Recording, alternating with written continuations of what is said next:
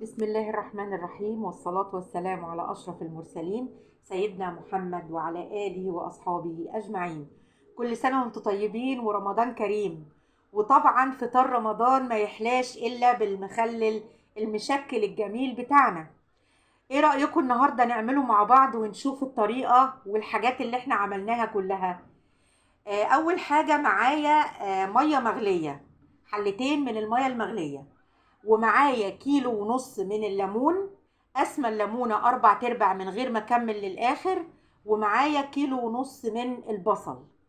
بنزل بالليمون زي ما انتوا شايفين كده في الحلة وهي المية مغلية، عايزاها تغلي كويس، وانزل بالليمون فيها وتكون المية مغطياه كويس. شايفين يا جماعة؟ خلاص. الليمون ده انا عايزاه يغلي كويس جدا ويستوي، يعني تطلعيه زي ما بتاكليه بالظبط، مش يغلي غلوتين وتطفي، لا، انا عايزاه يغلي كويس. معايا الحلة التانية فيها برضو مية مغلية، وقلنا معانا كيلو ونص من البصل، انا غسلاه كويس جدا تحت الحنفية بالرغم من انه بقشره، بس برضو ايه، غسلته. هحطه دلوقتي في المية المغلية. لاحظوا ان انا مش طافية النار عليه، انا مولعة النار عليه. هحط كمية البصل كلها انزل بيها في المية المغلية. صدقوني يا جماعة دي احسن طريقة لتسوية البصل الصح، مش تقشريه وبعدين تسلقيه، لا بيتهري. هي دي الطريقة المظبوطة والطريقة الصح. هنزل بكل كمية البصل اللي موجودة عندي وانا لسه مولعة عليها النار.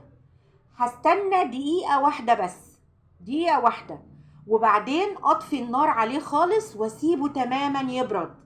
اسيبه يبرد خالص. بعد ما بيبرد بقشره بكل سهولة، حتى ما بيعملش دموع في العين ولا حاجة خالص، بيبقى جميل جدا، بتقشريه وهو مستوي بسهولة. بس كده. خلاص كده انا جهزت، طلعت البصل وقشرته وطلعت الليمون وكله. هنا عندي خلطة عبارة عن فلفل احمر حراق، ومعلقتين من الثوم المهروس، ومعلقة من حبة البركة. الخلطة دي يا جماعة الخلطة اللي بحشي بيها الليمون علشان احطه في البطرمانات. ليمون الترشي لازم يتحبش ويتبل بالخلطة دي. زي ما انتوا شايفين كده الليمون معايا مستوي وفي منتهى الجمال. بصوا الليمونة حلوة ازاي، طالعة حلوة، لان احنا مدة التخليل بتاعة الترش المشكل ده من 15 ل 20 يوم، فانا لو ما سويتش الليمون كويس هيطلع الليمون مجلد معايا. عشان كده انا قلت لكم لازم تسوي الليمون حلو، مش يتهري ولا حاجة، بس تبقى الليمونة جاهزة على الاكل على طول. هنا هخلص كمية الليمون اللي عندي واحشيها كلها بالخلطة، واللي يتبقى من الخلطة بحطه في مية الترشي. هنا خلاص خلصت الليمون. هبتدي اخلط بقى المكونات اللي موجودة عندي. معلش انا ما كانش عندي حاجة كبيرة احط فيها كل الترشي المشكل اللي موجود عندي، فحطيت كل حاجة لوحدها، وهحط راق راق من كل حاجة. هنا بحط راق من البصل مع الجزر، وبعدين بحط راق من الخيار.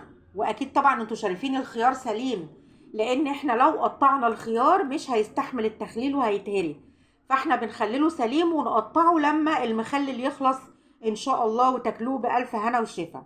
هنحط راق بصل، راق بصل وجزر، وراق فلفل، وراق ليمون، وراق خيار، ونوضب بقى البطرمانات بمزاج بقى.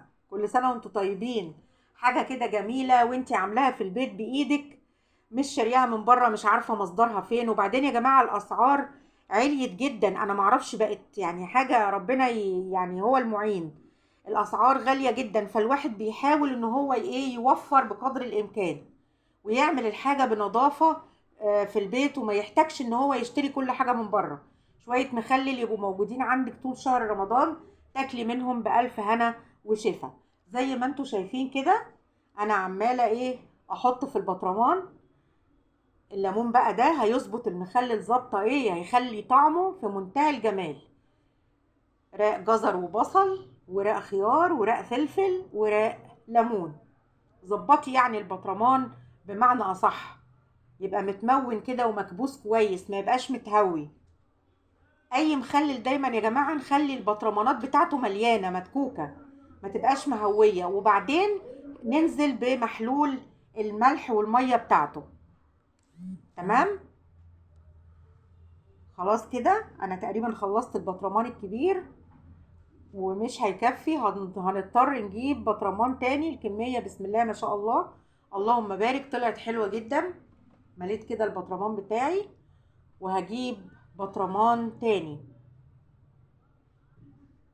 ايه رأيكم بقى في شغل المعامل ده؟ بصراحة معمل طرش يعني. كده مظبوط. جبت البطرمان التاني عبيته كده، خلاص الكمية كلها خلصت عندي مظبوطة. شايفين الكمية طالعة قد ايه؟ من 3 كيلو جزر، كيلو ونص ليمون، وكيلو ونص بصل، وكيلو الا ربع فلفل، و2 كيلو خيار. عملوا لي وليمة. هنا دلوقتي بقى هنعمل اهم حاجة بقى اللي هي الايه؟ المحلول. هنجيب كوبايتين من المية في الخلاط، ومعاهم شريحة بنجر وفلفلاية رومي حمراء كبيرة، وهنضربهم كويس جدا في الخلاط. هو ده اللون بتاع الترشجي، واحلى كمان من اللون اللي بتشتريه من الترشجي. انا مش عايزه التفل بتاعهم، انا هصفيه واخد منهم الميه بس. انا ظبطت هنا محلول الملح بتاعي. قلنا في فيديو الليفت ان كل لتر ميه بياخد 5 معالق ملح محملين. انا هنا ظبطت الملح بتاعي والميه وكله، وجبت معايا ورق لورا وبهارات ترشي. ورق اللورا بحطه على وش البطرمان، تمام. وبهارات الترشي دي موجودة عند أي عطار، لو مش عايزة تشتريها أنا هسيبلك اللينك بتاعها في صندوق هسيبلك البيانات بتاعتها في صندوق الوصف. تمام.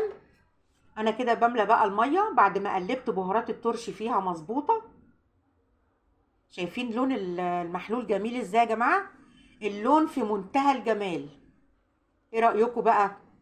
شغل عالي بصراحة يعني، ولا أجدعها ترشجي. والليفت بقى بتاع رمضان اللي قلنا هنعمله برضو لما المخلل ده يخلص هنقطعه عليه. ارجعوا للفيديو بتاع الليفت وشوفوا، هسيب لكم اللينك بتاعه برضو، ارجعوا له. احنا عاملين بطرمان ليفت ايه محترم، برضو هنقطعه على بطرمان الترشي العظيم ده لما يخلص ان شاء الله. ولون المية معانا هنا يعني يتدرس. ايه رأيكم؟ حاجة كده في منتهى الجمال. كل سنة وانتم طيبين ورمضان كريم. هيقعد معانا ان شاء الله المخلل ده طول رمضان، وادعوا لي بقى بظهر الغيب وافتكروني لما تعملوه وتجربوا طريقتي. هنسيب حتة في البطرمان من فوق لاني لسه عندي شوية خل هنحطهم. بالنسبة لمقدار الخل للناس اللي بتحب تاخد الامور باللتر وكده، على كل لتر مية نص فنجان صغير من الخل، فنجان القهوة نص فنجان من الخل. فانا هنا معايا تقريبا كوباية خل، هشوف هاخد منها قد ايه. هنا خدت نص الكوباية وهنا ربع كوباية، يعني كل اللي خدته كوباية الا ربع من الخل. وخلاص كده قفلت البطرمان بتاعي كده مظبوط وتمام. المية مظبوطة بتاعته، والخل مظبوط، والملح مظبوط، وكل مقاديرنا زي الفل.